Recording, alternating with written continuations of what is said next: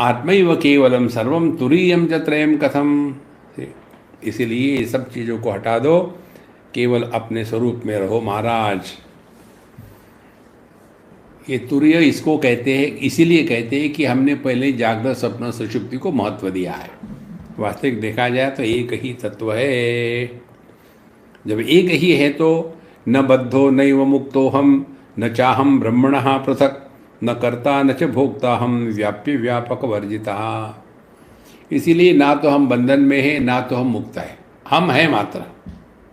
देखो कहने का तात्पर्य क्या हो गया, एक ही तत्व पर हमने ये दो बातें अध्यारोपित कर दी है।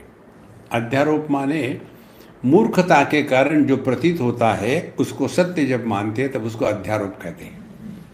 अधि ही, धी माने बुद्धि, अधि माने बेवकूफ। सी अधि बेवकूफ ने जो आरोपित किया है उसको अध्यारोप कहते हैं। तो न बद्धो नैव मुक्तो हम, ना तो हम बंधन में, ना तो हमको मोक्ष का चक्कर है, बस मौज में रहो।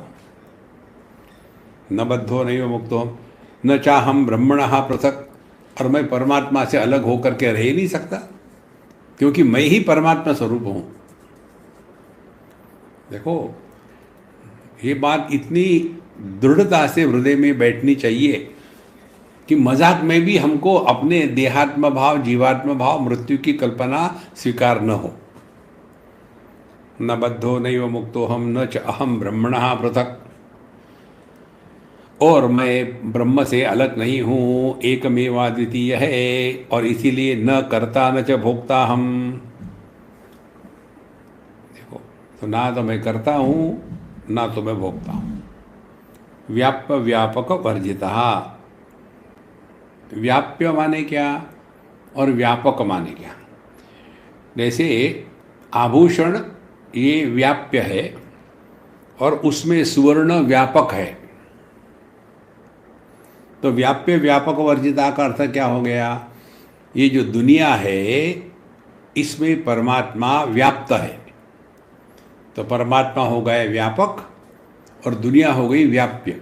तो यहाँ कहते हैं व्याप्य व्यापक वर्जिता, माने परमात्मा जगत में रहते हुए भी जगत के परे है, ये सब बातें कोई मतलब नहीं इसका, केवल एकमेवाद्वितीय है।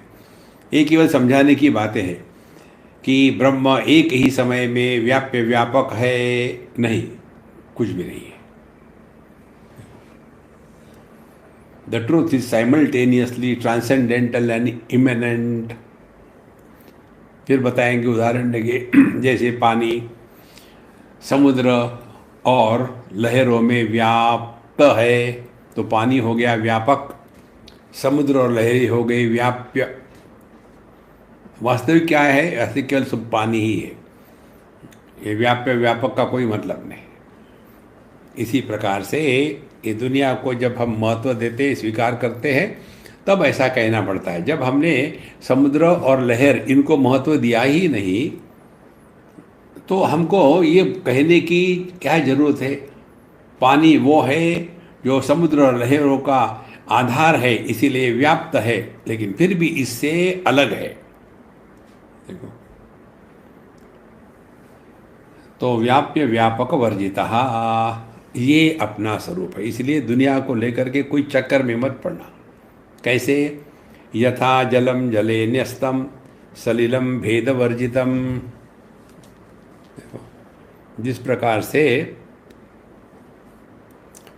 यथा जले जलम न्यस्तम, जब पानी को पानी में डाल दो तो सलीलम भेद वर्जितम, तो पानी में कोई भेद नहीं होता, पानी पानी ही है।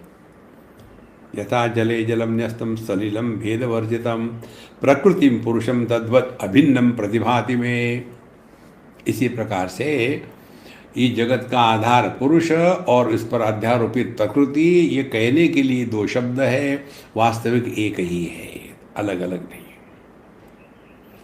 जब दो है ही नहीं तो जगत कहाँ होगा। देखो इन सब बातों को सूक्ष्मता से हमको ग्रहण करना है। तो कैसे ग्रहण होगा? हम भेद का प्रतिपादन न करें, हम भेद का समर्थन ना करें, हम भेद भाव से ना जिए। इसलिए प्रकृतिम पुरुषम तद्वद अभिन्नम प्रतिभाति में, इसलिए परमात्मा और जगत एक ही है, उनको अलग अलग नाम देने की कोई आवश्यकता नहीं।